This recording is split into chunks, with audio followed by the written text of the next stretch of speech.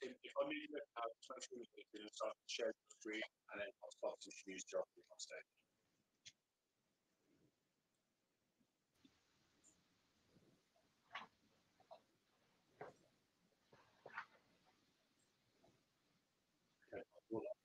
Okay, we're entering the final session of our conference, and I'm extremely pleased to have the opportunity of introducing our final invited keynote speaker, who's Tim Flohrer from the European Space Agency, where he is the head of the debris office, and he will be speaking this afternoon on ESA's Space Safety Programme. All yours, Tim. Afternoon, and thank you very much to the organizers for inviting me to give you my views and my information concerning ESA's Space Safety Programme. I'm really delighted to be here, and congratulations to this that noise. Yeah, no. Very interesting conference. Has been really a pleasure to follow this. Maybe it's just you then, that's good. So maybe a few words on where I'm from. I'm working for the European Space Agency and in an entity called the Space Debris Office, and we are in charge of all the debris topics here at ESA. We are located in Darmstadt, Germany, at the operations center, and ESA is working on space debris topics already in the 80s. And today, my office is responsible for providing operational support to missions, to our missions, to third-party missions when it comes to collision avoidance, to re-entry issues, also contingencies that happen and may have happened in the past. And we, for that, maintain an infrastructure consisting of models, tools, databases that are available also outside of ESA, and to support engineers and mission designers and operators in addressing space debris topics. We also acquire measurements. We have a 1 meter telescope at Tenerife that we use regularly, and we are very active in outreach and standardization activities. So, and mainly what is the subject of the talk today is we are involved in ESA's Space Safety Programme. And I will come to this in this presentation, but first let me give you some remarks on how I see the environment, how we assess it, and also some views on the existing gaps related to traffic management. And I understand this may wrap up a few things that have been discussed already the last 2 days. So you have seen this already, the realities in orbit. There is a massive change. We see a growing population of space objects. We had very severe events in the past. We all know of those, the ESA test and the Cosmos-Iridium collision. But we also see an increasing number in the last years from improved surveillance means. So we know much more about the situation in space. And using this information, we do collision avoidance. And realities is as well that every operator who's doing collision avoidance sees the changes that are happening in our environment. On the left-hand side, you see something very interesting. It's the fraction of the chasing objects that we see for our ESA satellites in close approaches, close conjunctions. And you see in the last 2 years, massive changes. And now I can already tell you from this year, 2021, that more than half of the close approaches that we see are with small satellites, and in particular with satellites belonging to large constellations. So the change is there, and it affects us already today. On the right-hand side, you see something that we do in our environmental status report. You see the launch rates. And it has been mentioned several times already also today that with launch rates exceeding 1,000 satellites only in LEO every year, we are now exceeding within 2 years already what has been launched in the past altogether. And we have now, I think in 1 year, more operational satellites that we had about 5 years in total, 6 years in total. Yeah, why is that? It's because of the large constellations. And this is something which I found in an excellent report done in the UK is a picture of all the constellations that are being discussed already there or maybe coming. So it's a very dynamic thing that is happening there. And we also have to consider this has reached also the public. Many people, and I can tell you, being at an operations center, we often get calls from persons who have seen, for instance, the Starlink constellation in the sky, and then you see a blog article, and now everybody is aware also from that fact that something is happening there. And the bottom, this is something from our databases where we see the fraction of the launches belonging to constellations in relation to the total launch number. So this is an accelerating trend. What we also see, unfortunately, is that fragmentation events happen, and they continue to happen. So in this very, I would say, a bit complex diagram, we show for each breakup the cause by color grouped here, and the time between the launch and the fragmentation event, and by the size of the bubble, the number of generated fragments. So you may see here that roughly half of the events occur within 1.5 years from the launch, but there are very different patterns. And we also can see here how specific design features have shown over time a higher tendency to break up. So and that means also for the future, we have done something in the past that will continue to affect us, and in particular through the space environment, also in the future. That also means that for large constellations, which are new, we should take into account how they test their first satellites, maybe at lower altitudes. And we don't know yet what may be the future. Maybe it's good, maybe it's not so good. And why should we care? Yeah, there are consequences from these fragments. We use our models, and that help us to assess two things: the risk to the individual satellites, and also the potential consequences on the entire environment. The sustainability rating scheme has been mentioned here several times, and I'm very proud that ESA was deeply involved in the consortia that developed these. And it may indeed be a mean for the future for regulators to assess the environmental impact, the sustainability aspects of a proposed mission. So if you now look at these concrete numbers here, where you see grouped by the size of the impactor, and the pictures give you the possible consequences that may be minor, up to, on the right-hand side, terminating the mission, and grouped also by altitude. So these numbers may appear low, but these are for an individual mission, here for something like a METOP satellite. But you need to scale this with the entire increasing launch traffic, and also have to factor in that there may be fragmentation events also happening in the future that increased the entire population of debris as well. So what can be done about this? And it has been said, we need to mitigate space debris creation. That's the first and most important thing to be done. And it's consensus to apply the known measures in order to adhere with the existing guidelines and regulations. IDC guidelines have been mentioned, and this has all flown down through the years into ISO 24113 standard, for instance. What we see, nevertheless, is, despite these means are known, the current level of adherence with these guidelines and standards, in particular in LEO, is not good. It's not sufficient. And we see this in front of the growing traffic, and also in front of the consequences of past actions like the fragmentation events that may happen in the future and will happen. So we did, and also others did, a propagation of the environment, and by counting here the objects larger than 10 centimeters. And if we do this over 200 years, this is a time frame that is often done, particularly also in the IEDC, we see that the extrapolation of our current behavior, and this does not take into account constellations, will lead to a rapid growth of the tracked population. If we now manage to stop explosions, this is the light blue curve, that will not solve the issue. We'll still have the growth of the population, even if we manage to stop explosion and also comply post-mission disposal by 90% of all objects that are retiring. we will still see an increase of the population.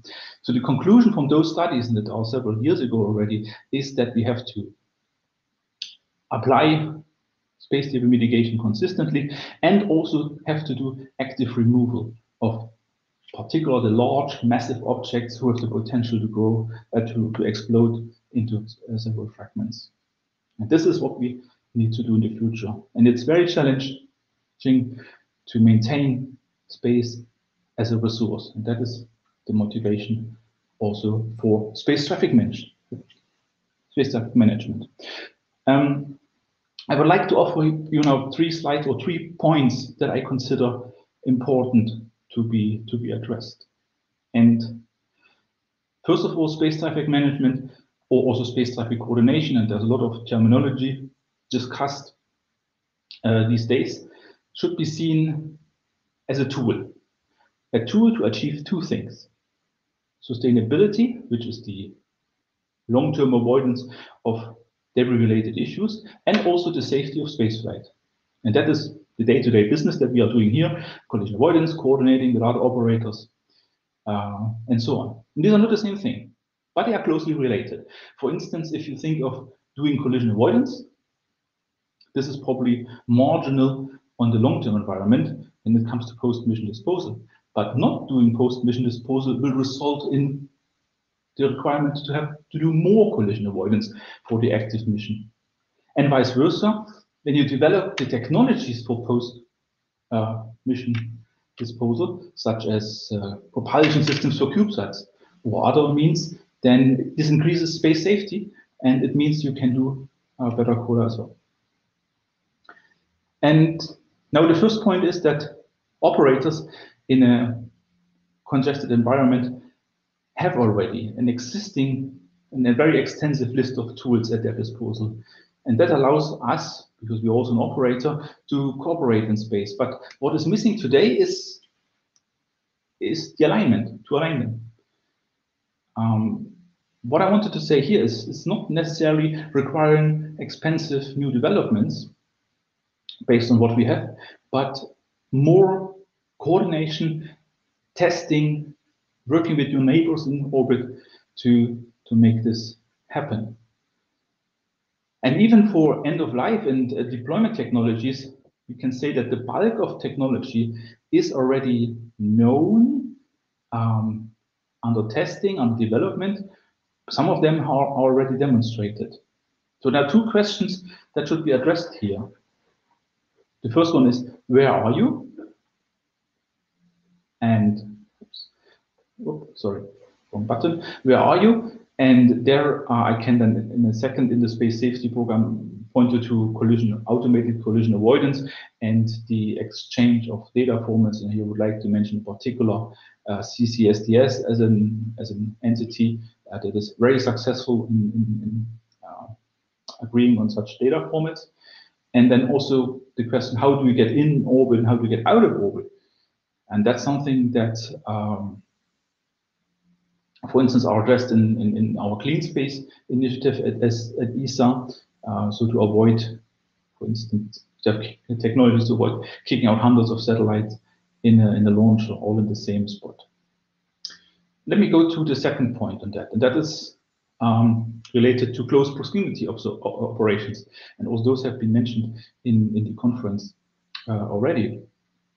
And in ESA, this is also followed up by my colleagues in the Clean Space Office. And I think facilitating these CPOs between operators is a very important point for further development.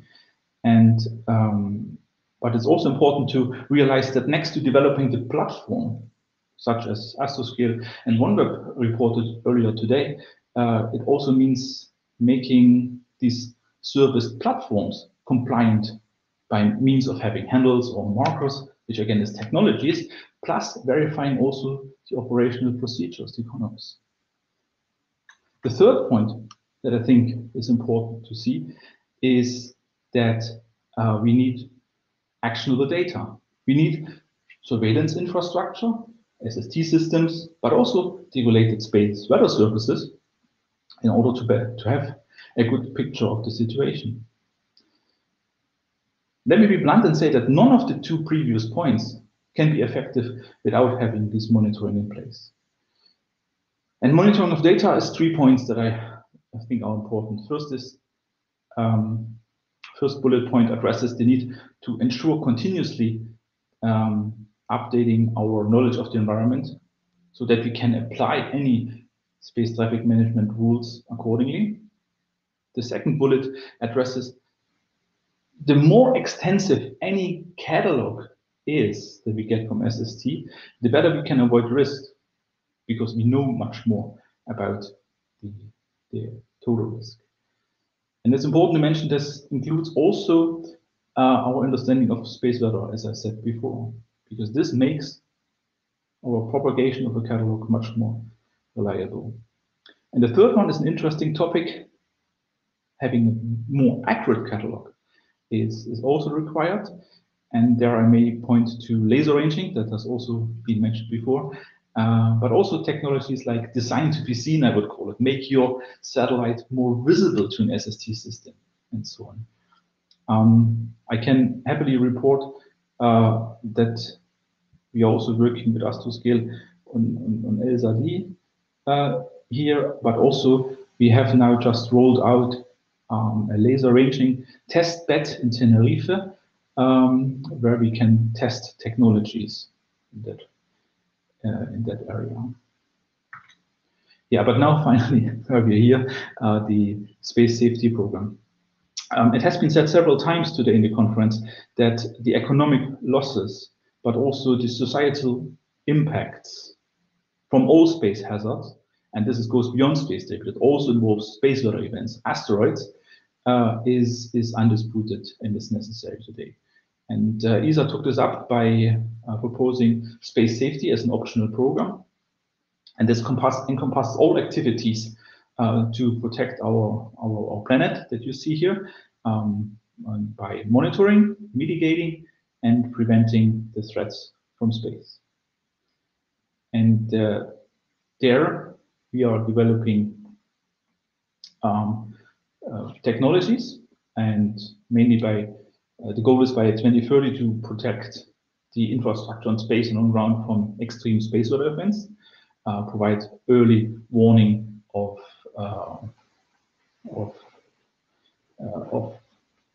asteroids, and then also be ready to operate from Europe space infrastructure that is resilient to space debris. Yeah, and the program is grouped into 5 areas, which is a core element, the 3 missions for space weather going to Lagrange front L5, Hera as an asteroid mission, and the in-orbit servicing removal mission, ADRIOS. And the 5th one is this package of all activities dealing with automated collision avoidance. So we can also say that space safety therefore is a bit of an envelope, and we have now been approved with a budget of around 440 million euros at the council meeting in 2019, and now we are active in all 5 areas that you see here. Let me then go to these points one by one. In the core element, we develop all the technology and services for the other areas, and this is done through work plans. Prominent examples of these work plan activities are visible here on the slide. You see, for instance, a so-called fly-eye telescope searching for asteroids that you see here in the top row. You see at the bottom space weather services based on existing measurements there. Then you see also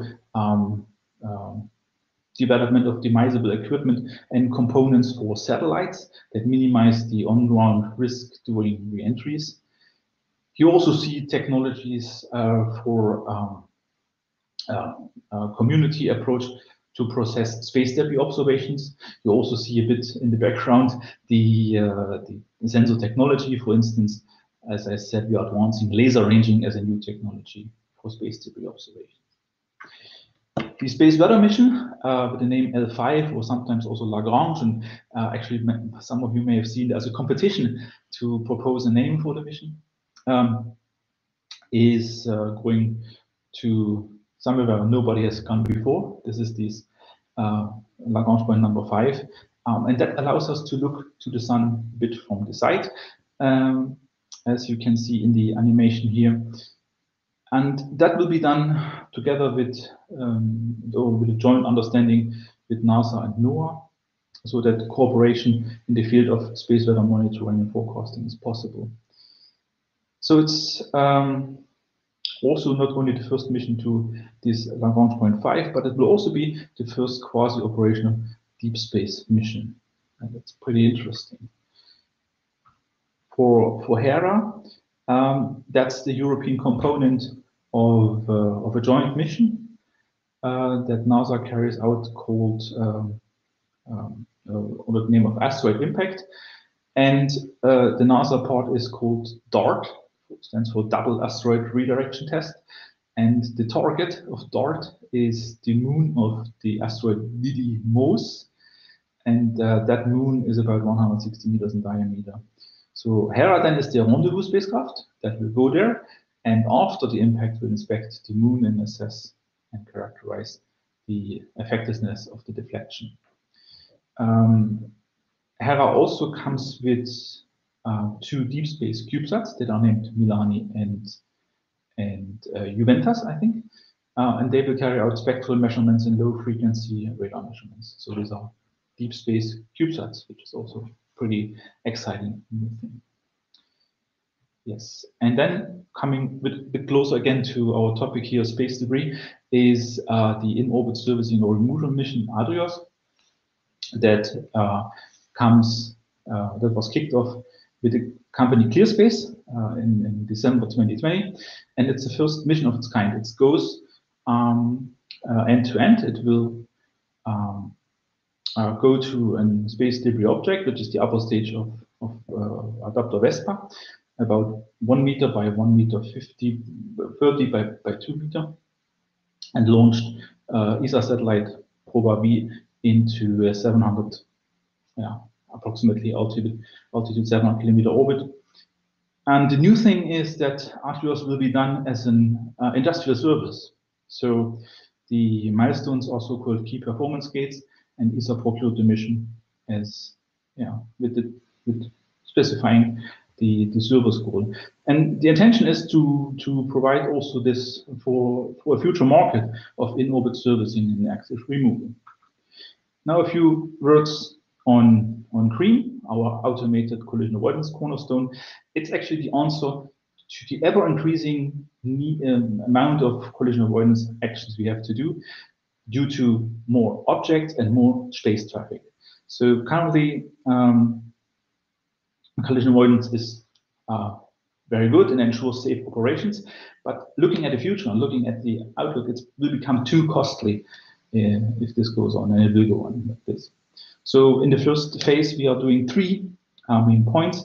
We address automated collision maneuver decision and design, so by means of streamlining the procedures, having computer and also artificial intelligence helping us there. Then we develop and test late commanding paths on related operations concepts so that we can decide and cancel missions really late, even if there's no direct ground station contact. And third, the means for coordinating operators and catalog providers, in particular in the presence of large constellations. Yes, so what's next? There are, as I said, work plan activities, and ESA procures these through ITTs, and that come from the Space Safety Programme, and can only encourage you to follow those ITT that ESA issues. And there will be a program period 2, and that will be proposed to ESA member states for subscription end of next year. So that's why the definition is now at full swing. And we know already that the continuation of the Cornerstones missions will be key there. We will also see an expansion in the area of more small missions and also in-orbit servicing. And now something which I'm really wanted to pay attention to and ask you to keep an eye on. It's something new. We have a competitiveness element. And the idea here is to mature, de-risk, and also support the development of new services, of sensors, downstream products, everything related to space safety in this area. And we are very eager to hear industry and also academia ideas here. And in order to do so, and also to introduce the ideas of Period 2 program, there will be an industry day in just 2 weeks from now, where I would like you to consider attending and getting in touch with us. Yes, to sum up, and a little outlook that I can also offer is a large set of tools to support you that you see here in our Space Debris user portal. Feel free to access it. But also, if you are more interested in research papers, I can happily announce that all of our conferences that we organize, conferences on space debris, since 1993, we're doing this. All the papers are available freely online. And also the tools that you see here are freely available to the community, subject to registration. So please pay attention. Thank you very much. I can only close by saying that we are in a changing world. The sustainable and safe spaceflight calls for technology, but also by merging and enhancing existing capabilities, we can achieve already a lot in terms of space traffic management. And our 3 points that I showed: safe operations of spacecraft in the congested environment is there, but we can do more here. There will be a need for safe, close proximity operations. There is a need for having more data from integrated monitoring of the environment. That is actionable, otherwise we cannot do any space traffic management. And there is ESA Space Safety Programme that supports the technology developments for these 3 points, with great opportunities for industry and academia. And the UK is key here, and I very much enjoy working with UK partners, and there's great successes we see. And there's an industry day that you should attend.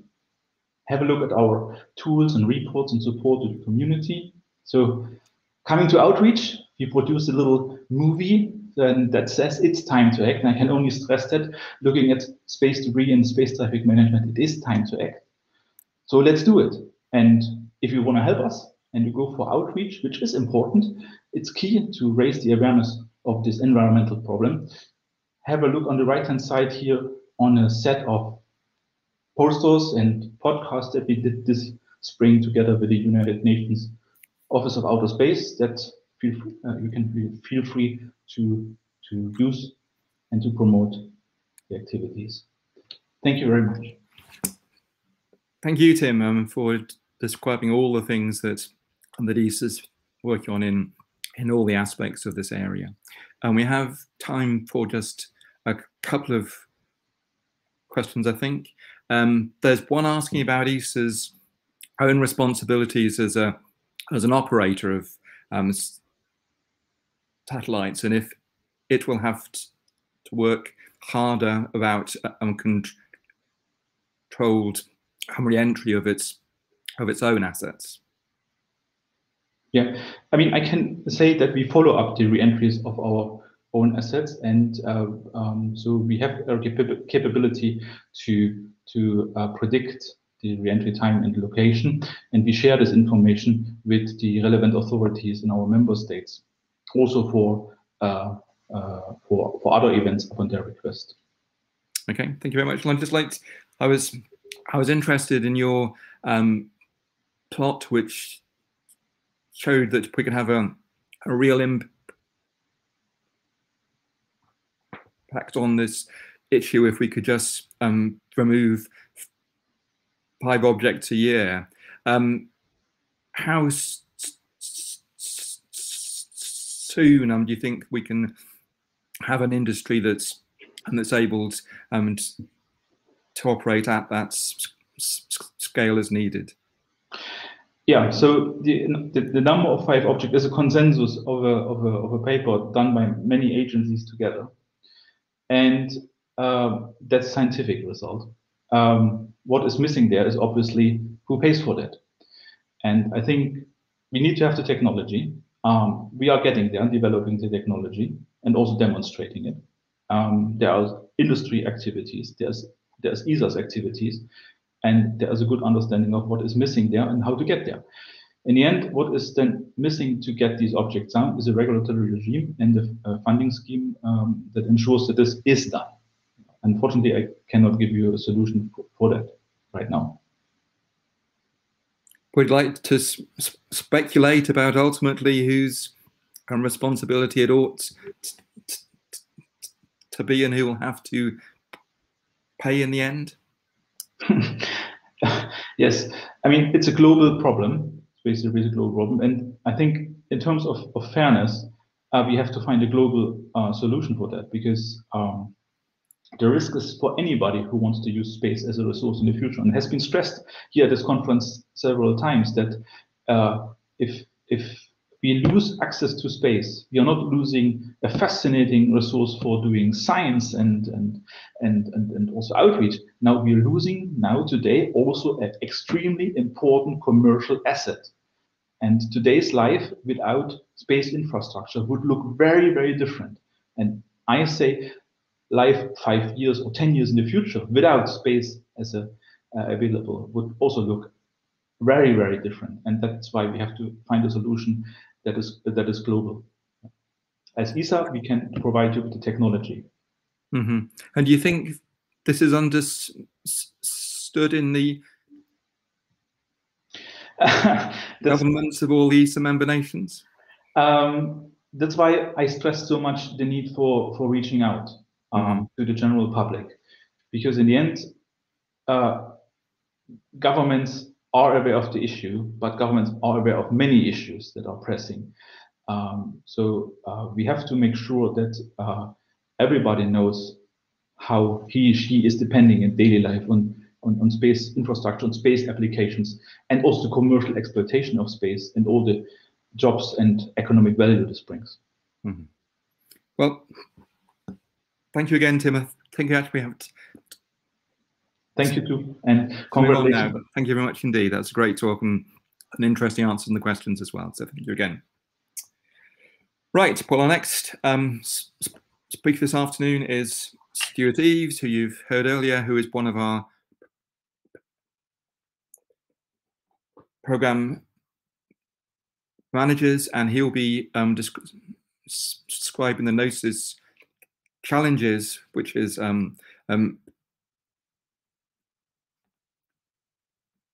mechanism that we're advocating for stimulating interaction between academia and industry. All yours, Stuart. Bob. So I have on my screen. I'm hoping you can see the slides that I'm seeing. I have it full screen on my computer. It isn't on ours actually, Stuart. If you could have another go at that. Let me try that. Is that working? Not yet.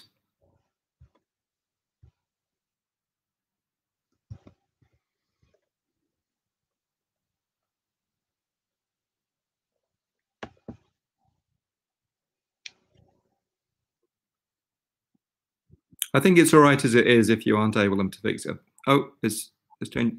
Oh no, that's just you again.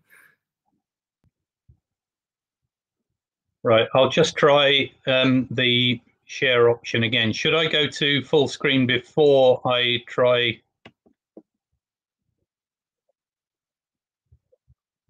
Okay, just a second. Let me just try that one more time. Ah, right, that's probably the, just a second.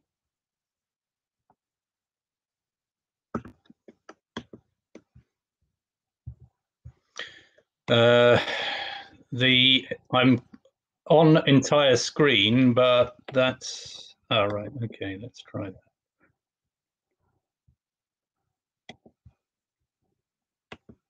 How about that? Right. Okay, so the aim with these GNOSIS Technical Challenges was to be slightly more proactive in the sense that we've had on our website the opportunity for STFC-led organizations to apply for grants for research funding for some time.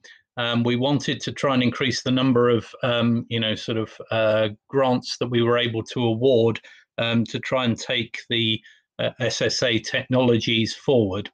And so what we've decided to do is be a little more proactive and issue some technical challenges, and we're announcing them here at the conference, with the idea of hopefully stimulating some of the academic institutions to possibly either submit in their own right or to team with commercial entities to come up with some responses to some specific technical challenges that I'll be talking about on the subsequent slides.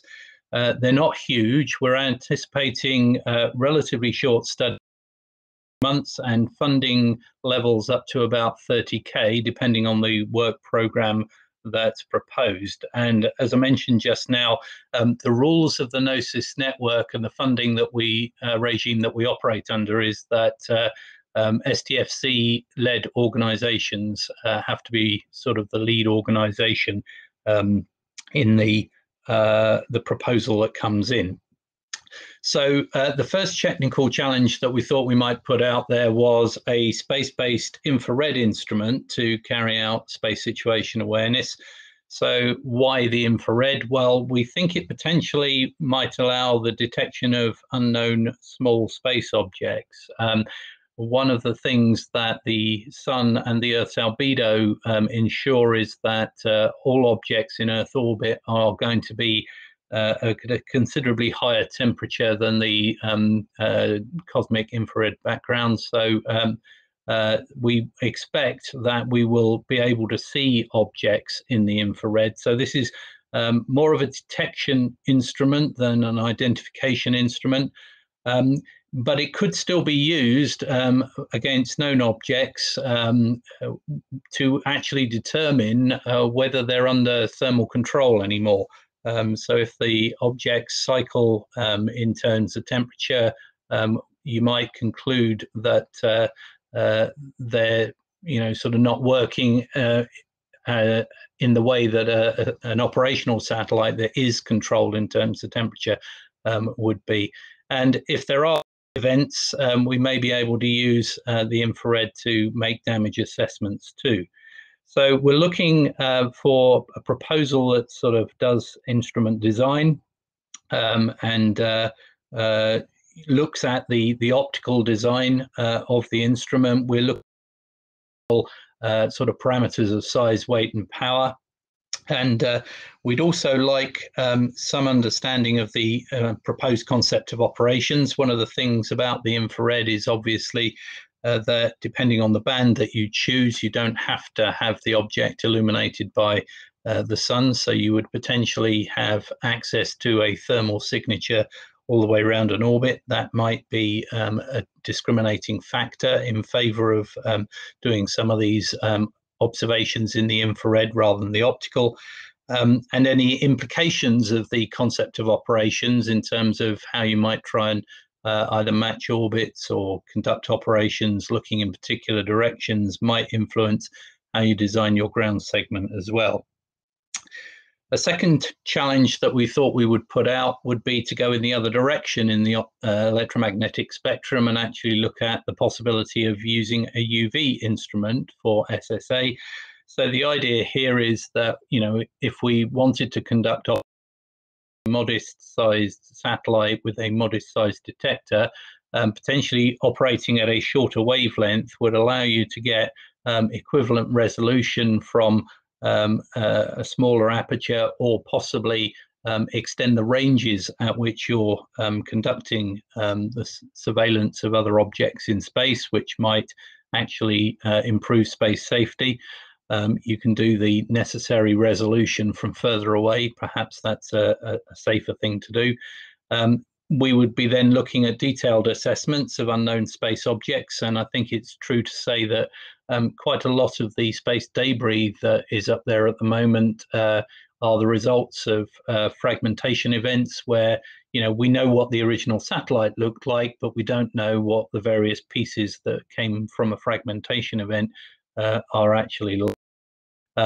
And we can potentially also do status assessments of known objects. You know, one of the things that I think will be true in the future is we'll need much better intelligence on objects that we want to do deorbit missions on than we have at the moment in order to plan those missions safely.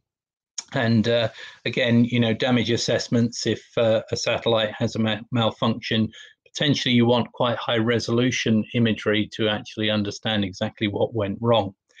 So we have similar requirements in terms of the instrument design and looking at the CONOPS, although in this case, the CONOPS would be different because the UV illumination would be, so we would be looking to you know, sort of conduct operations only when the target object is actually outside the Earth's shadow. And again, the orbit and ground segment issues are something that we think should be factored into the study. The third challenge is very different. This is a challenge associated with ground-based instrumentation looking up. So there is an expectation that we will try and use some of the novel detectors that are being developed that can image at very high speeds to collect multiple frames, and then the idea would be to do image stacking. And the reference to blind image stacking is that you would potentially wish to stack the image and concentrate the reflected energy from a target object into a small area on your detector. And to do that, you would be anticipating the orbital rate of the target object across the sky and then stacking appropriately. But in order to do this efficiently, we would need you know, something that would hopefully run in near real time. And if you need more details of this, Don Pollacco is definitely the guy to ask, as this is one of his proposed technical challenges. And finally, the fourth challenge that we thought we would put up is the possibility of developing a system that could do daytime imaging in the infrared. So obviously one of the limitations that optical sensors have at the moment is that they're largely constrained to doing observations within an hour or so of dawn and within an hour or so of dusk, when the actual observation site is in darkness, but the satellites are still illuminated. Clearly, it would be nice to be able to do optical or infrared observations over a much greater proportion of the day. And if we work in the infrared, potentially the target objects are in the Earth's shadow. A subject that came up earlier today was the possible, you know, polarization of the light that's reflected from objects. So if we're working in the reflected part of the infrared, polarization filters may help us. And it's also worth noting that the sky, the light reflected from the sky, is also polarized. So exploiting the difference between the polarization of the sky and the object that you're trying to observe might be one of the ways forward. So we have high-level sort of system concept for daytime imaging in the infrared that we thought we would put up as our fourth technical challenge. So if you are interested, if you have contacts with a team that you think tackle one or more of these challenges, please go to the website. I've highlighted in the image over on the right the funding tab on the website, but this is where you can find details of how to address these challenges. There's a very simple expression of interest form, which is simply just providing contact details and email addresses and things.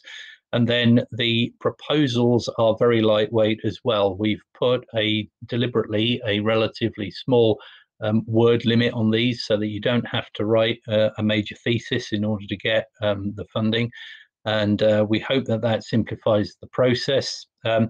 If you are sitting there thinking, well, those challenges might be interesting, but I've got a better idea, please be aware that, you know, there is a mechanism on the website for, you know, STFC-led organisations to actually propose their own ideas, their own challenges that they would like to address. So you can do that too, but we thought we would put some challenges out there and see if we could generate a response. So at that point, I'll stop and hand back to Bob and Don to close the conference for us.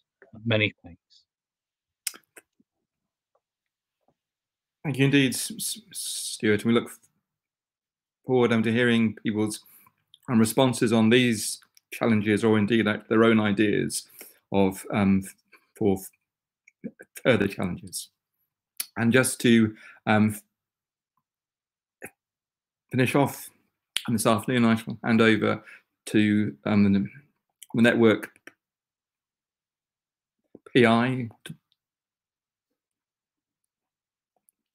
Don Pollacco, who will just